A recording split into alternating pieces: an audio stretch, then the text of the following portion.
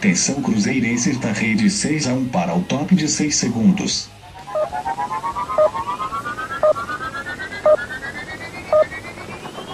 E aí galera, tudo bem com vocês? Bom, eu já fiz um vídeo desse tipo há algum tempo atrás falando do Chelsea, mais no início do canal, e resolvi voltar a trazer esse molde aqui que eu acho que é uma forma legal da gente estudar times europeus aí de sucesso e também a forma que o Cruzeiro joga, tá?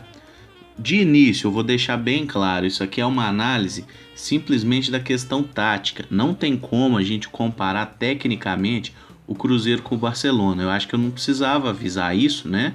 Porque o Cruzeiro não tem um Neymar, não tem um Messi, não tem um Suárez, não tem um Stegen no gol, não tem esses caras, tá?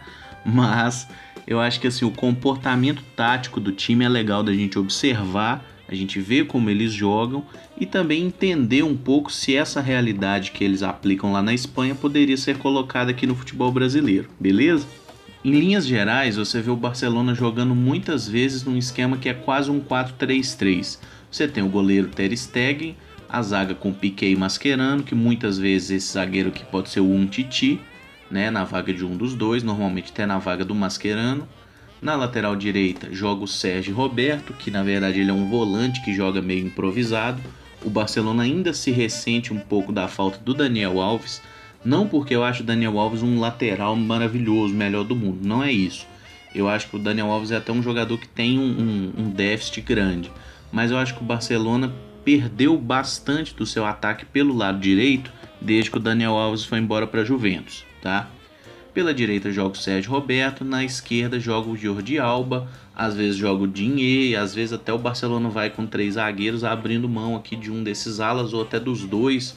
Mas assim, em linha geral, tô colocando aqui qual que é a tática do Barcelona, sei lá, se você abre o videogame. Nem sei se no videogame é assim, entendeu? Mas é aquela tática base, né? Como que você vê o time jogando inicialmente.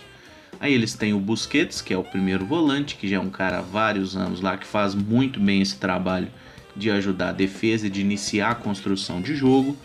Tem o Rakitic, que joga pelo meio, que é um cara que essa temporada não foi tão titular quanto em temporadas anteriores, até ficou um bom período no banco, porque o Barcelona trouxe o André Gomes, né, um jogador que era do Valência, que não se pagou.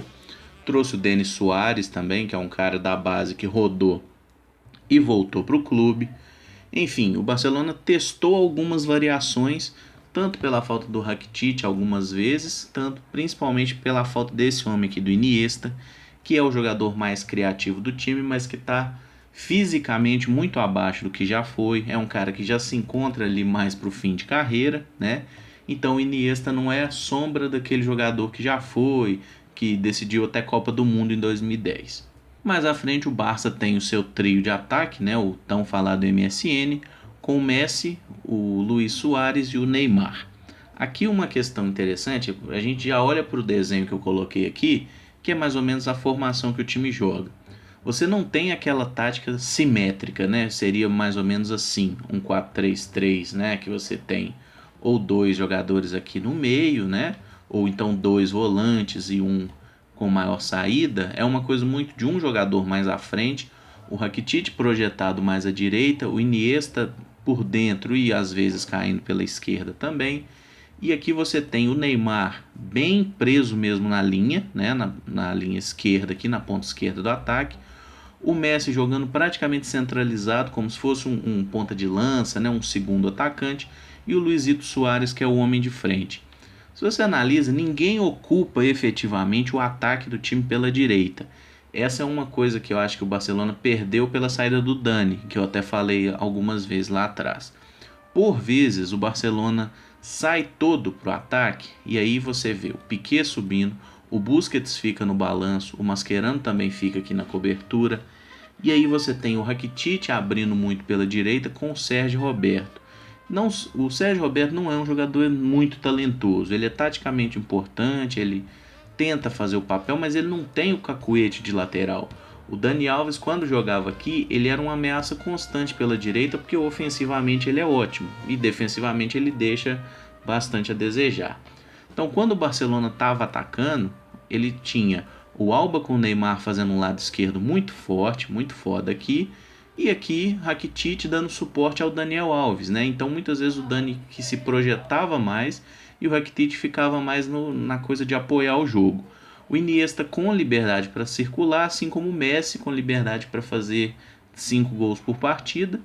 E o Luizito Soares também sabendo se movimentar, sendo aquele cara que sempre está ali incomodando, fazendo gol, mas que sabe sair da área, né? No Liverpool, por exemplo, o Soares não era nem o centroavante, ele normalmente era o segundo atacante e jogava com um outro homem por dentro que normalmente era o Sturridge, né? No melhor momento do Soares pelo Liverpool, ele tinha sempre um companheiro mais centroavante ali.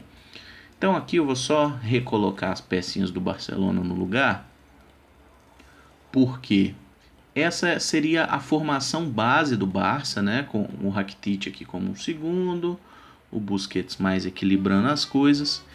E assim, se você analisa aqui, realmente o Barcelona eu acho que falta força pelo lado direito. Lá no início da carreira, se vocês lembrarem, se vocês acompanham, né, essa moda Barcelona desde o período Ronaldinho Gaúcho, Eto'o e Messi, né, há praticamente 10 anos atrás, você tinha Ronaldinho Gaúcho como ponta esquerda, o Messi como um ponta direita no início de carreira e o Eto'o como centroavante. Era um Barcelona fenomenal, que foi assim um grande time, isso antes até do Guardiola, isso foi lá com o Rijkaard, tá? Com o treinador holandês. E assim, o Messi acabou se tornando um jogador mais completo com o Guardiola, inclusive o Guardiola puxou o Messi para centroavante, né, durante um tempo assim, e por vezes jogava alguém pelo lado aqui.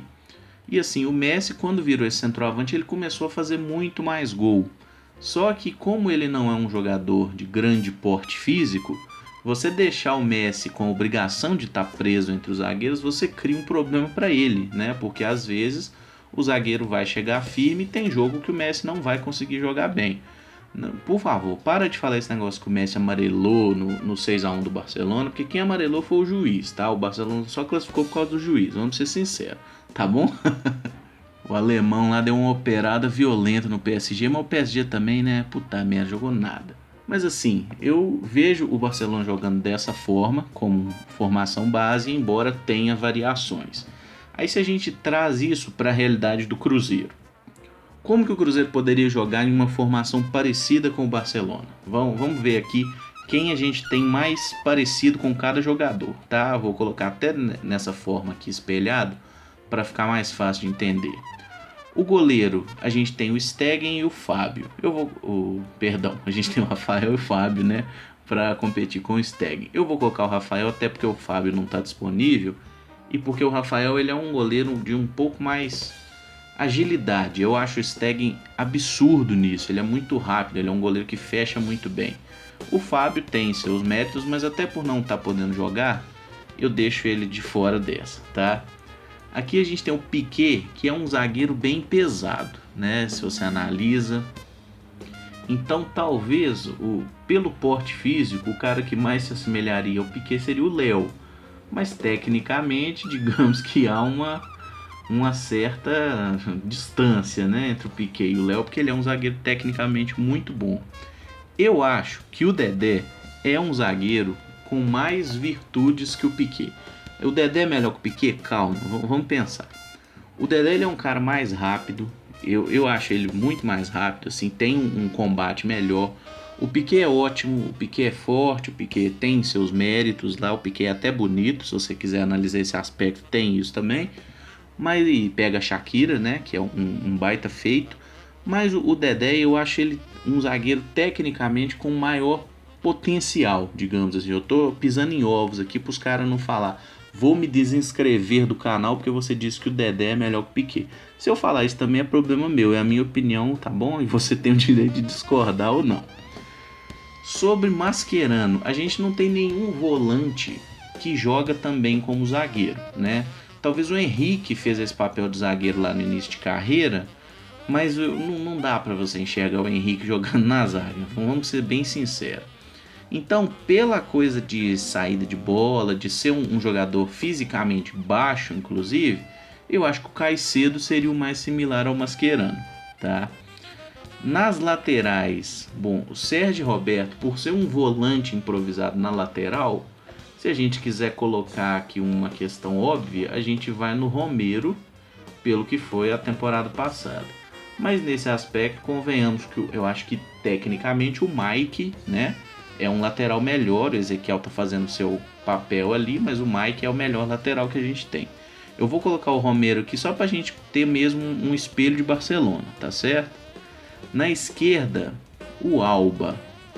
Aqui eu vou ter que colocar o Diogo Barbosa mesmo, porque é a questão do jogador que é muito forte no apoio. O Diogo até agora não nos deu motivos para preocupar na parte defensiva dele, como o Alba costuma dar. E o Alba é um cara que tem, por tradição, fazer muito gol. O Diogo também não mostrou isso. Não são jogadores iguais, mas eu acho que dá pra gente traçar um paralelo entre eles aí, tá? No meio, Busquets. A gente não tem um volante de 1,90 m que faz tão bem o balanço defensivo quanto o Busquets. Justamente por isso, e até pela moral que tem, eu acho que chega a ser mais justo a gente botar o Henrique, porque seria, né, aquele primeiro volante, um cara que ajuda a fazer ali a saída de três, muitas vezes, que entende fazer o papel de zagueiro, né? O Henrique entende isso, apesar de não jogar como zagueiro, acho que desde 2009. Eu lembro que na época do Adilson ele foi experimentado algumas vezes lá, até por problemas de lesão com os titulares. E aqui começam os problemas, né? Porque assim, Rakitic. O Rakitic eu acho que poderia bater com o Lucas Silva, né? Pela questão técnica, que é um jogador que sabe chegar bem à frente, que marca bem, que é um jogador muito completo. Eu acho o Rakitic um ótimo jogador, um jogador extremamente completo. E assim, acho que o Lucas Silva seria o que a gente tem no elenco que mais se aproxima dele. Aqui que é a hora da onça beber água, ó. Iniesta. Quem poderia ser o nosso Iniesta? Bom, é óbvio que a gente não tem um jogador com tamanha visão de jogo, tamanha versatilidade e tal, mas eu vou colocar o Robinho como sendo o Iniesta da toca, tá? Justamente por ele ser um jogador que tem a possibilidade de fazer a função como meia por dentro ou pelos lados, né? Acho que encaixaria bem aqui o Robinho nesse setor. Acho que acaba sendo ele mesmo, porque quando a gente pensa nos outros meias que a gente tem, né? Arrascaeta, Thiago Neves, Marcos Vinícius, Rafinha, nenhum deles tem uma característica assim tão de criação, né? Tão de criação e que sabe jogar na linha de trás do meio. A gente tem mais meia atacantes, tipo o Arrascaeta, assim. Bom, chegou agora na parte tensa, né? Por exemplo, o Messi. O Messi, eu acho que a gente vai ter que colocar naturalmente o Thiago Neves nessa disputa. Por quê? Por uma questão de qualidades individuais e até características básicas, como o fato de ser canhoto, de ser um meia que já fez sucesso jogando pela direita, né? Um canhoto jogando pela direita e tentando o arremate. E porque o Thiago Neves é um cara que sabe jogar bem ali por dentro, atrás do atacante. Até acho que os melhores momentos do Thiago pelo Cruzeiro, nessa pequena passagem, né? São poucos jogos ainda, mas os momentos bons dele têm sido jogando por dentro. Eu acho que quando ele vai para a ponta, quando o Mano coloca ele mais lateralizado aqui para fazer a ponta, eu acho que ele não está rendendo bem, ele está muito previsível. Enfim, claro que ele ainda está longe do ritmo ideal, mas se tivesse que escolher alguém nesse nosso elenco para ser o Messi, eu acho que teria que ser o Thiago Neves mesmo. Aí vem a questão, né? O Neymar. O Neymar, por ele ser um jogador de ponta, ele teria que ser, assim, o cara que compete com ele talvez seria o Alisson, né? Um Alisson, um Elber. Assim, é óbvio que o Arrascaeta é mais jogador que o Alisson, gente. Eu gosto muito mais do Arrascaeta que dele. Mas, pela posição que o Neymar joga no Barcelona, que ele fica muitas vezes parado lá na ponta, dando amplitude para o time. Porque como o Barcelona não abre tanto pela direita, pela esquerda é o lugar que o Neymar abre. Muitas vezes ele para lá na linha lateral, fica aqui esperando a bola. A bola vem, aí o time se movimenta aqui para jogar com ele e esses caras já entram. O Messi para fazer uma infiltração, o Neymar tentar um passe aqui para ele, né? Então assim, eu acho que teria que ser o Alisson, mas aí a gente tem uma diferença pequena que deve ser assim de uns 3 universos, né, de distância, na qualidade de arremate, né? na imprevisibilidade. O Neymar é um cara que pode sair para qualquer lado e o Alisson é um jogador que ele não, dificilmente ele consegue, né, realmente fazer a jogada. Ele fica muito burocrático muitas vezes. Então, assim, por característica eu vou botar o Alisson, mas é claro que o talento aqui seria melhor o Arrascaeta, embora o Arrascaeta não seja esse ponta. O Arrascaeta ele é mais um segundo atacante, ele é quase um Messi, mas o Thiago Neves tem mais características que me fazem lembrar o Messi do que o próprio Arrascaeta, ok? E o nosso querido Luis Soares vai ter que ser o Sobis, né? Não que o Sobis tenha metade do potencial artilheiro do Luizito, mas porque é um cara que sabe sair da área, né? Também não tem a presença artilheira. É um cara que sabe sair da área, que pode chegar pelo lado, eventualmente jogar em outras posições.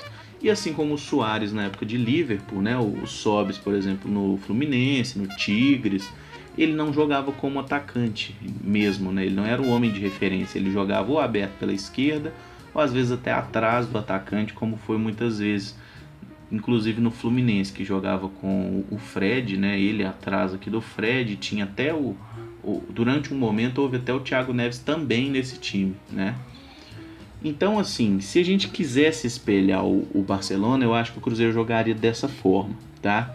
E agora vem a minha pergunta para você, se você acha que esse time seria viável, tá? Não vou dizer aqui, e aí, se desse um Cruzeiro e Barcelona, qual seria o placar, porque eu acho que seria um pouco maldoso, né? Com o Barcelona, claro. Mas assim, queria que vocês dessem uma avaliada, o que vocês acham, se você discorda dessa análise aqui em algum momento, tá? Se tem algum outro jogador no elenco que você considera que poderia fazer mais esse papel, algum papel aqui, né? E assim, deixa o like, me fala o que você acha desse tipo de vídeo, tá certo? Só pra gente ter uma ideia aqui mesmo. Se você quiser que a gente faça essa comparação com algum outro clube europeu, deixa aí nos comentários qual o clube também, porque esse tipo de análise eu gosto muito de fazer. Tenho inclusive a vontade de torná-la semanal. E assim, eu acho que vocês que podem me dar esse aval aí do que vocês acham, se seria uma boa. E falar o que você achou mesmo, se daria pra gente dar um pau nesse Barcelona lero-lero aí.